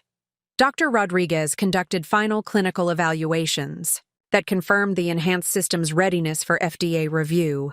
The improvements you have implemented transform the personalized therapy platform from promising experimental technology into a robust clinical tool that could revolutionize neurological treatment. The system now handles patient complexity with the reliability and precision that regulatory approval demands. The regulatory documentation that emerged from the intensive collaboration provided comprehensive evidence of safety and efficacy across diverse patient populations. The technical modifications had been validated through extensive testing that demonstrated consistent therapeutic benefits while meeting all FDA requirements for medical device approval. The enhanced algorithms had been proven through clinical trials that exceeded regulatory standards for demonstrating both safety and effectiveness. The FDA review presentation that Dr. Hendricks delivered 4 days later showcased technical capabilities that impressed regulatory officials and established new standards for personalized medical device innovation. The adaptive therapy platform received preliminary approval recommendations that positioned MedTech Global for rapid commercial deployment, while setting precedents that would guide future neurological treatment development. Chief Executive Officer Morrison recognized the strategic significance of the successful crisis resolution during the executive briefing that followed the FDA review. Dr. Sterling's intervention not only saved our most important product development program but enhanced our competitive position beyond anything we had previously achieved. The technical capabilities she has contributed establish MedTech Global as the undisputed leader in personalized neurological therapy. The financial implications of the successful collaboration extended far beyond immediate project success. The enhanced personalized therapy platform would generate revenue streams that could exceed $500 million annually, while establishing market leadership that would attract additional partnership opportunities with medical institutions and research organizations worldwide. The patent licensing agreements that protected the innovative technologies would provide ongoing revenue that could fund continued research and development initiatives. The professional recognition that emerged from the intensive collaboration would prove transformative for my consulting practice. Word of the successful crisis resolution spread through medical device industry networks, establishing credibility that attracted inquiries from companies facing similar technical challenges. The demonstration of capabilities under extreme pressure provided validation that my expertise could deliver breakthrough solutions when conventional approaches proved inadequate. Dr. Hendricks recommended my consulting services to colleagues at other medical device companies, emphasizing the combination of technical expertise and problem-solving capabilities that had saved MedTech Global's most critical development program. Dr. Sterling possesses unique qualifications that enable her to resolve complex technical challenges while advancing the state of medical device innovation. Her contributions transform theoretical research into practical solutions that benefit patients while creating commercial value for technology companies. The transformation that began with my termination from Neural Tech had reached another significant milestone that demonstrated the value of independent expertise combined with collaborative problem-solving under extreme pressure. The success at MedTech Global established precedents for future consulting relationships while providing financial resources that would enable expansion of research initiatives and patent development activities. The intensive collaboration had proven that breakthrough innovations emerge from combining advanced technical knowledge with deep understanding of clinical requirements and regulatory standards. The enhanced personalized therapy platform represented the intersection of cutting-edge technology and practical medical applications, demonstrating that successful medical device development requires integration of multiple disciplines working toward common therapeutic objectives. The crisis that had threatened to destroy years of research and development investment had instead become the catalyst for innovations that would establish new standards for neurological treatment, while proving that independent consultants could provide capabilities that exceeded what traditional corporate research divisions could achieve through conventional development approaches. Richard Sterling had terminated my employment believing that corporate hierarchies provided superior innovation environments. But the success at MedTech Global demonstrated that breakthrough solutions often emerge from collaborative relationships that transcend traditional organizational boundaries while leveraging specialized expertise that cannot be replicated through standard employment arrangements. The invitation arrived through priority courier delivery precisely 10 weeks after my termination from Neurotech Industries, bearing the distinguished letterhead of the International Society for Neural Engineering and the formal seal that accompanied their most prestigious recognition.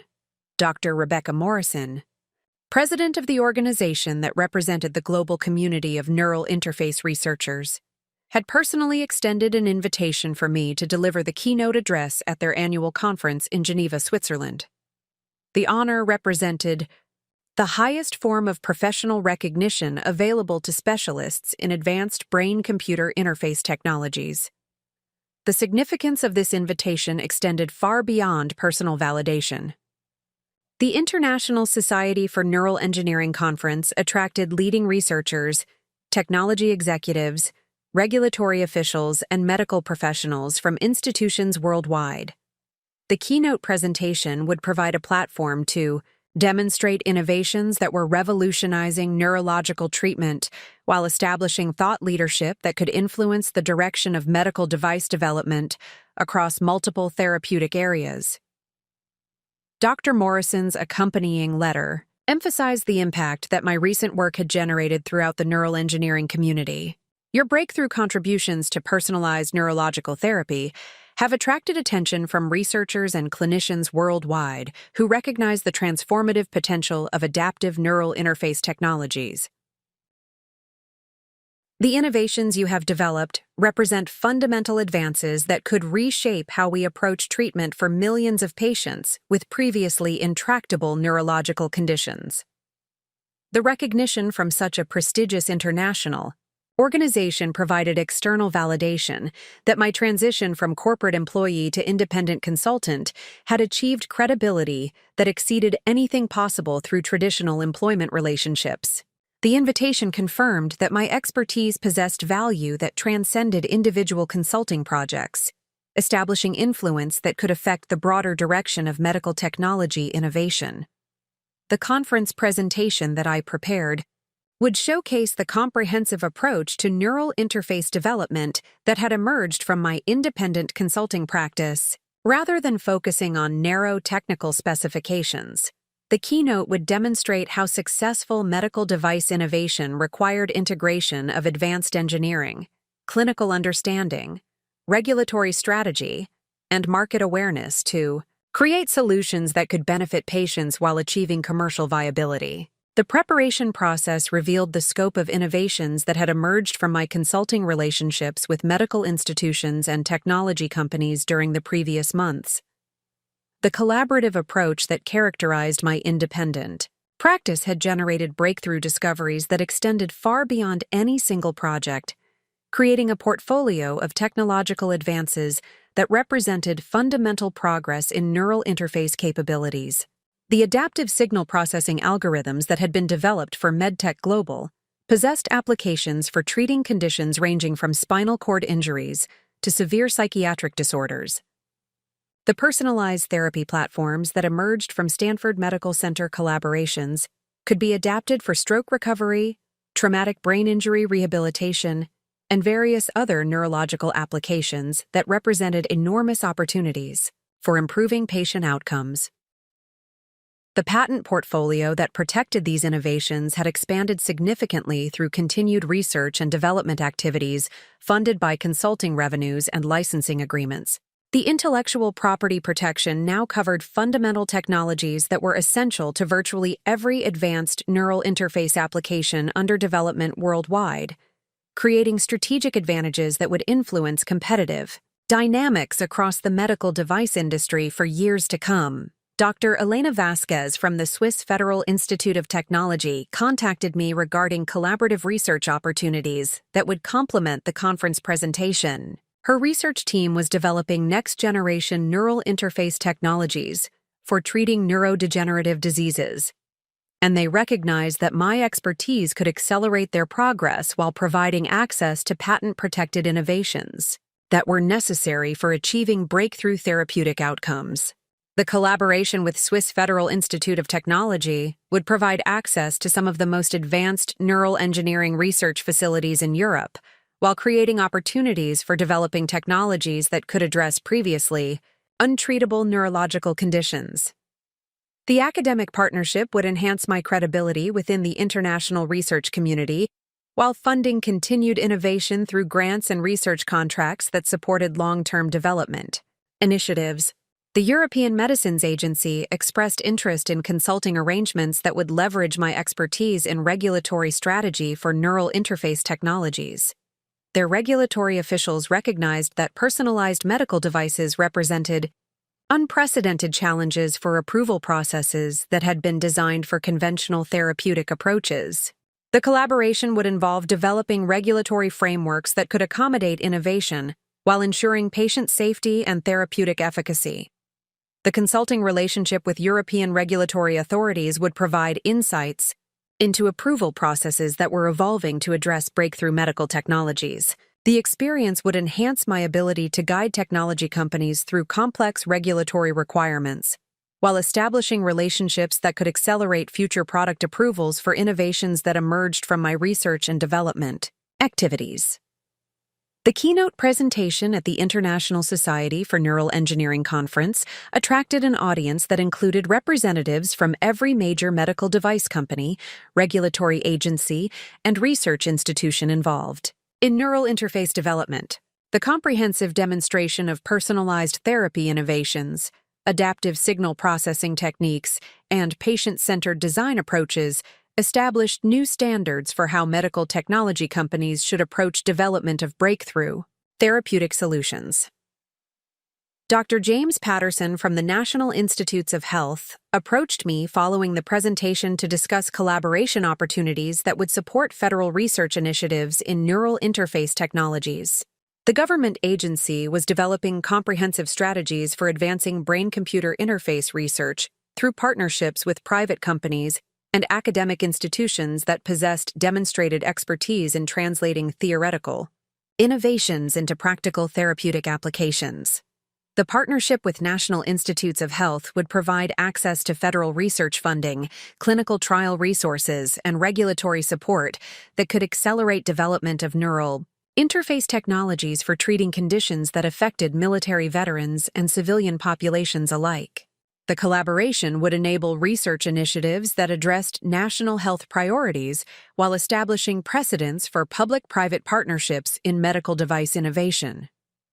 The recognition from federal health agencies provided validation that my expertise possessed strategic value that extended beyond commercial applications. The opportunity to contribute to research initiatives that served broader public health objectives represented the culmination of professional development that began with graduate school research and had evolved through years of dedicated innovation in neural interface technologies.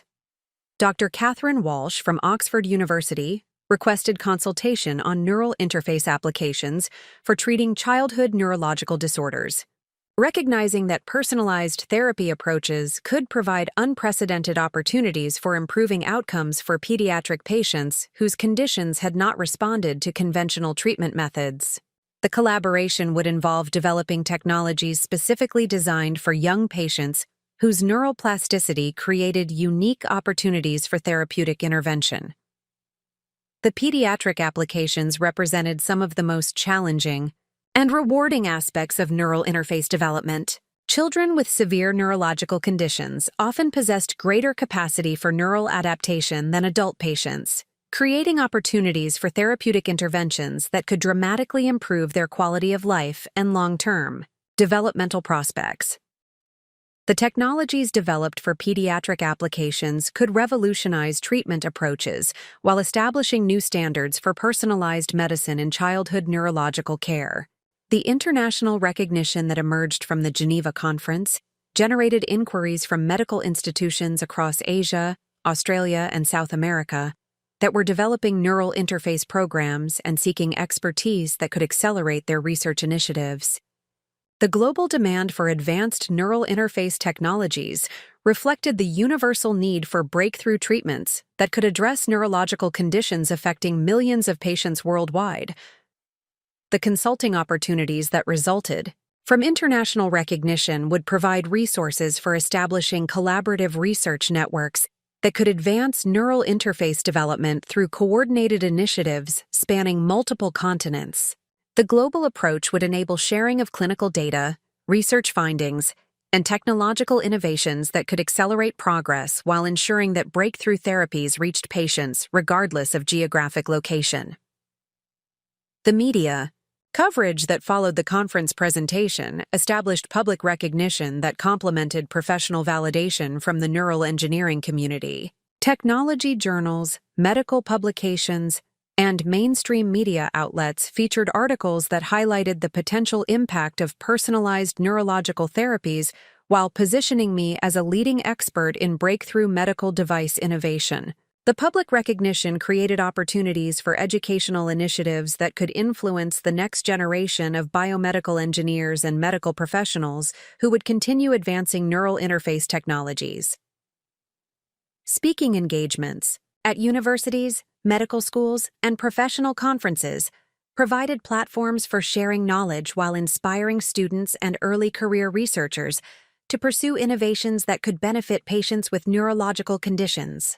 The transformation that began with my termination from neural tech had reached a milestone that established international recognition and professional influence that exceeded anything possible through traditional corporate employment. The independent consultant who emerged from my father's decision had achieved credibility that enabled leadership in advancing medical technologies that could improve millions of lives worldwide. The recognition from industry authorities provided confirmation that breakthrough innovation often emerges from independent research and development activities that transcend conventional organizational boundaries. The success demonstrated that expertise combined with strategic thinking and collaborative relationships could create value that exceeded what traditional corporate structures could achieve through standard employment arrangements.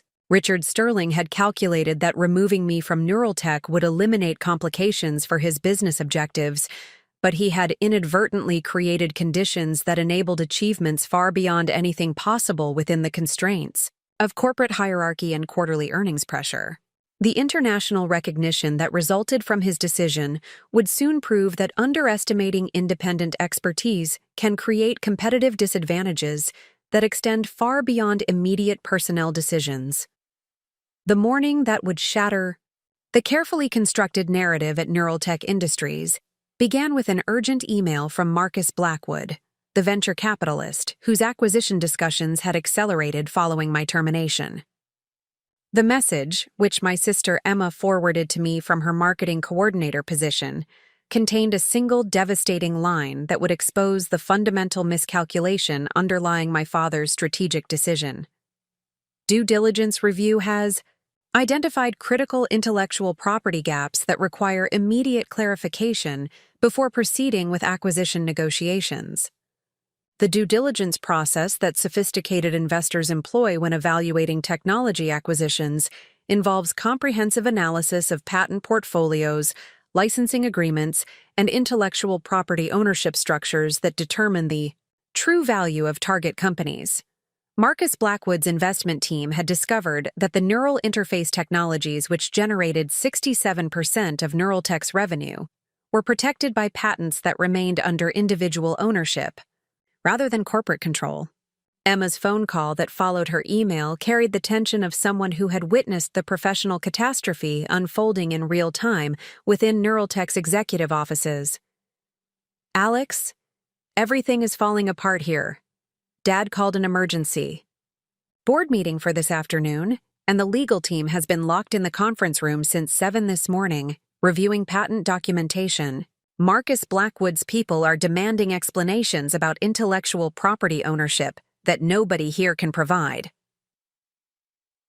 The crisis that my termination had inadvertently created was finally manifesting in ways that threatened the acquisition negotiations my father had prioritized over family relationships and technical expertise.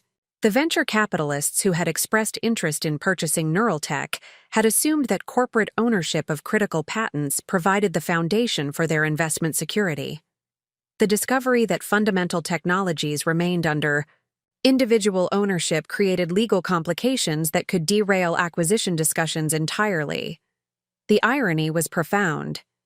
Richard Sterling had terminated my employment to eliminate potential obstacles to acquisition negotiations, believing that removing me from corporate decision-making would streamline the transaction process. Instead, his decision had created exactly the type of intellectual property complications that sophisticated investors consider unacceptable risks for major technology acquisitions. The legal analysis that Neuraltech's attorneys were conducting would reveal the comprehensive scope of patent protection that I retained following my termination.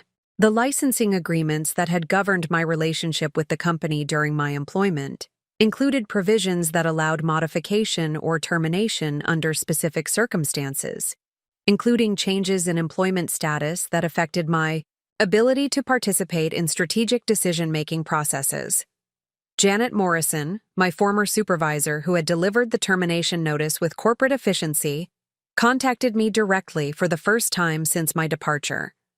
Her voice carried the professional desperation of someone whose career advancement depended on resolving crises that exceeded her technical understanding. Alexandra, we need to discuss the patent licensing situation. The board requires clarification about intellectual property arrangements that were established during the company's early development phase. The conversation that followed represented a complete reversal of power dynamics that had characterized our previous professional relationship. Janet, who had treated me as a subordinate whose contributions were replaceable, now found herself requesting assistance from the independent consultant whose expertise could determine Neuraltech's commercial viability. The transformation was both satisfying and sobering, demonstrating how quickly professional relationships can change when underlying strategic assumptions prove incorrect.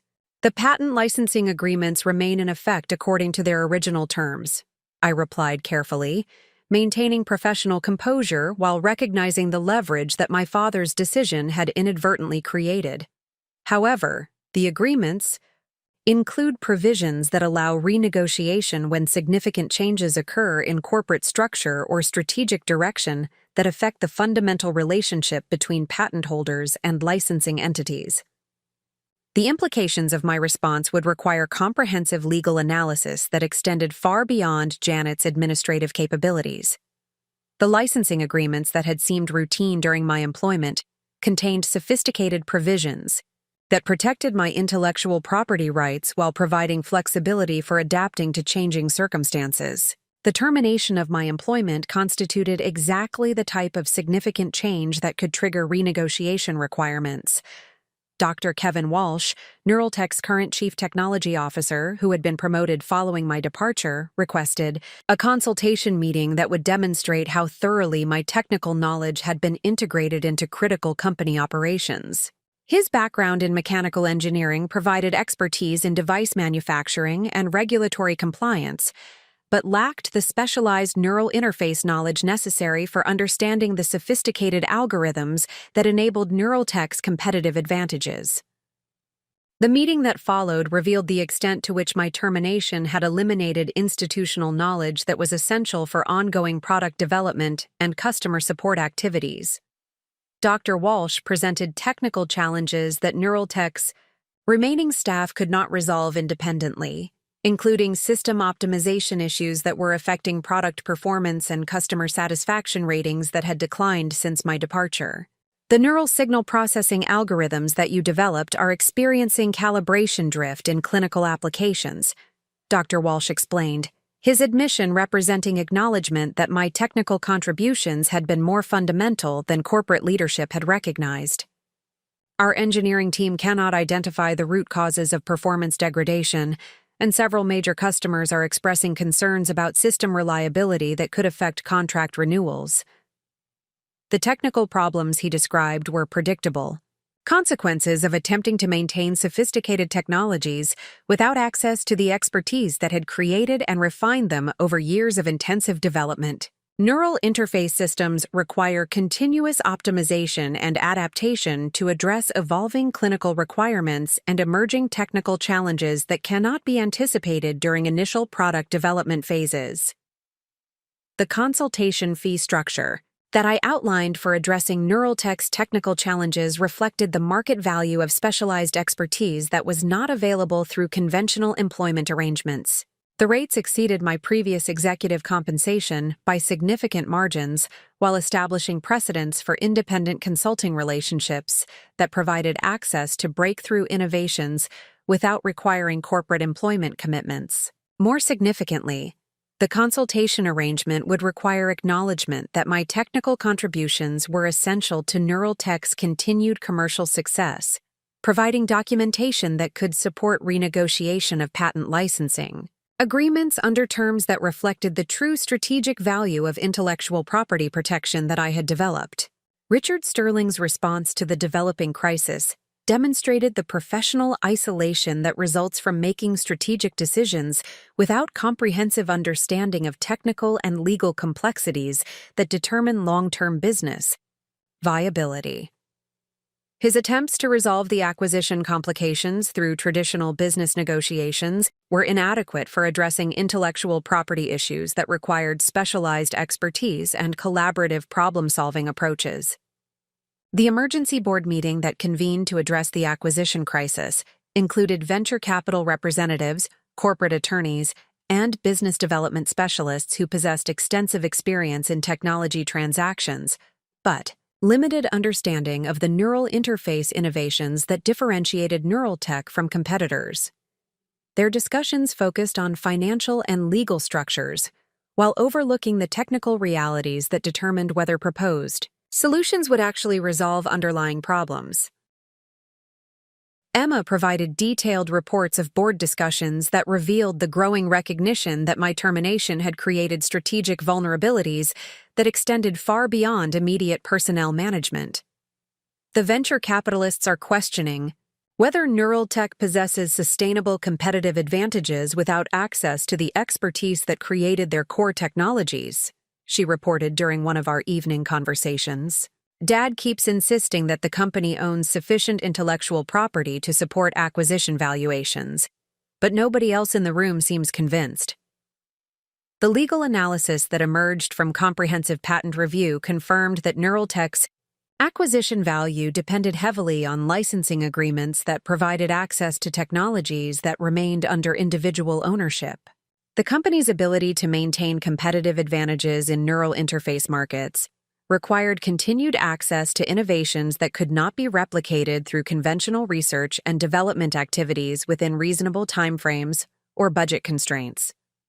Marcus Blackwood's investment team conducted independent evaluations that reached conclusions that fundamentally challenged the assumptions underlying acquisition negotiations. Their technical consultants determined that Neuraltech's competitive position derived primarily from patent-protected innovations that were not available for outright purchase under current ownership structures. The investment risks associated with dependence on individual licensing relationships exceeded the parameters that sophisticated venture capital firms consider acceptable for major acquisition transactions. The revelation that reached my father through multiple channels simultaneously represented the complete collapse of strategic assumptions that had guided his decision to terminate my employment. The acquisition negotiations that he had prioritized over family relationships and technical expertise were disintegrating precisely because his personnel decisions had created intellectual property complications that potential investors considered unacceptable business risks. The phone call that finally came from Richard Sterling himself carried the professional humility of someone who had been forced to confront the consequences of strategic miscalculations that threatened everything he had built over decades of business development. His voice lacked the confidence and authority that had characterized our previous interactions, replaced by the uncertainty of someone whose professional reputation depended on resolving crises that exceeded his areas of expertise. "Alexandra, we need to discuss the patent licensing situation," he began, his statement representing implicit acknowledgement that my contributions had been more valuable than he had recognized when he decided that my employment was dispensable. "The board requires clarification about intellectual property arrangements and potential modifications that could support our current business objectives."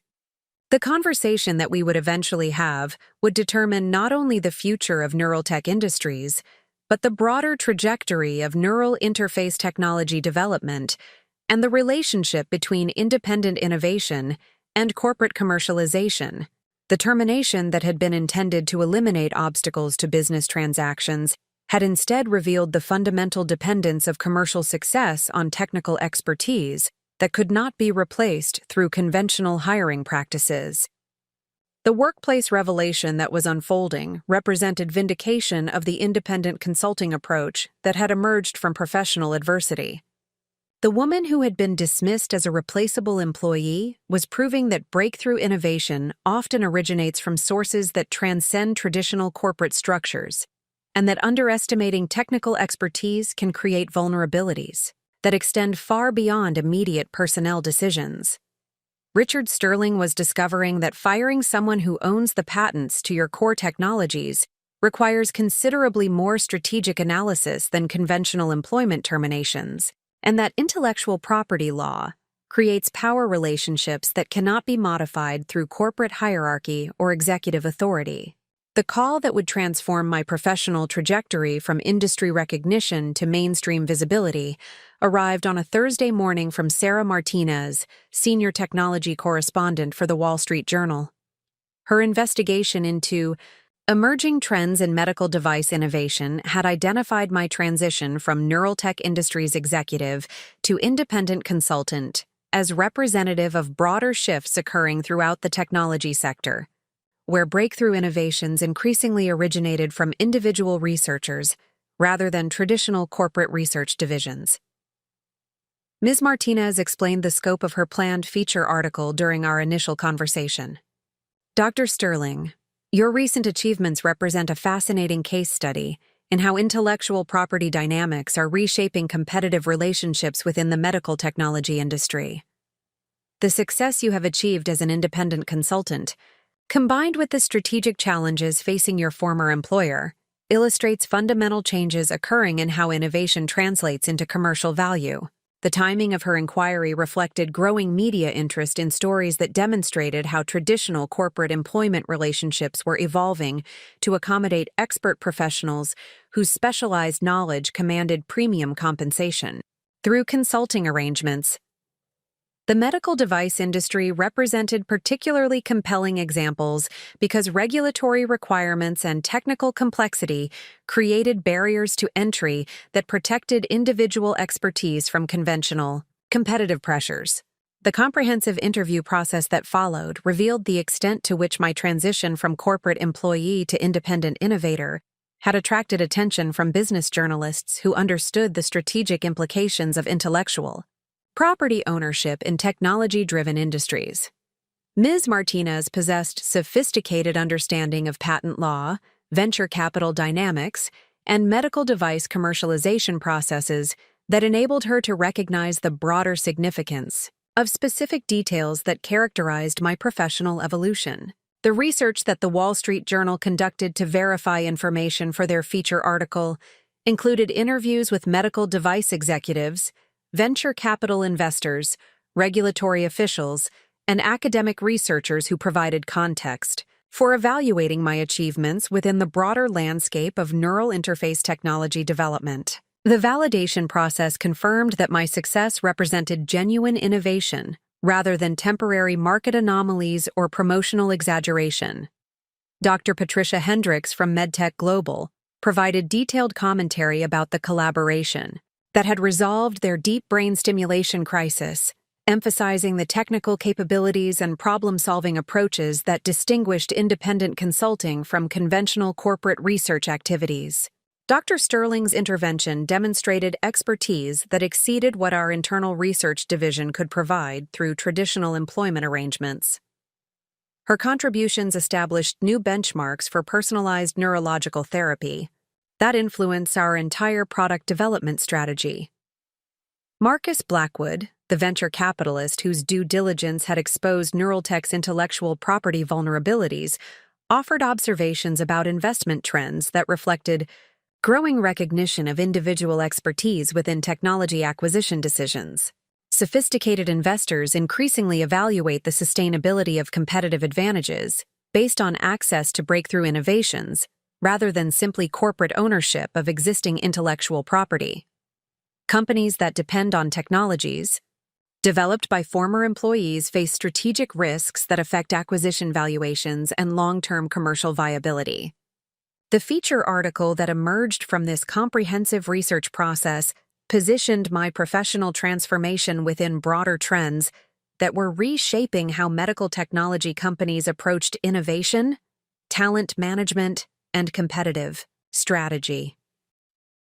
The journal's analysis demonstrated that my success represented systematic changes occurring throughout industries where specialized expertise commanded premium value through independent consulting relationships. The publication of the Wall Street Journal feature triggered immediate responses from technology media outlets, medical industry publications, and business journals that recognized the broader implications of the story for understanding evolving relationships between individual innovation and corporate commercialization. The coverage established me as a representative figure for expert professionals who were achieving greater success through independent practice than traditional employment arrangements could provide. TechCrunch published a detailed analysis of patent licensing strategies that highlighted how individual ownership of critical technologies created leverage that transcended conventional corporate hierarchies. Their article positioned my approach as representative of emerging business models that enabled breakthrough innovators to capture value proportional to their contributions while maintaining control over intellectual property that might be undervalued within traditional corporate structures. IEE Spectrum, the premier publication for electrical engineering professionals, featured my neural interface innovations as examples of how personalized medical devices represented the future direction of therapeutic technology development. Their technical analysis demonstrated how the adaptive algorithms and signal processing techniques I had developed addressed fundamental challenges that had limited the effectiveness of previous neural interface approaches. The recognition from IEE Spectrum carried particular significance within the engineering community, because their editorial standards required comprehensive peer review and technical validation before featuring breakthrough innovations. The publication established credibility that reinforced the legitimacy of my technical achievements, while demonstrating that media recognition reflected genuine innovation rather than promotional activity. Up next, you've got 2 more standout stories right on your screen. If this one hit the mark, you won't want to pass these up. Just click and check them out. And don't forget to subscribe and turn on the notification bell so you don't miss any upload from us.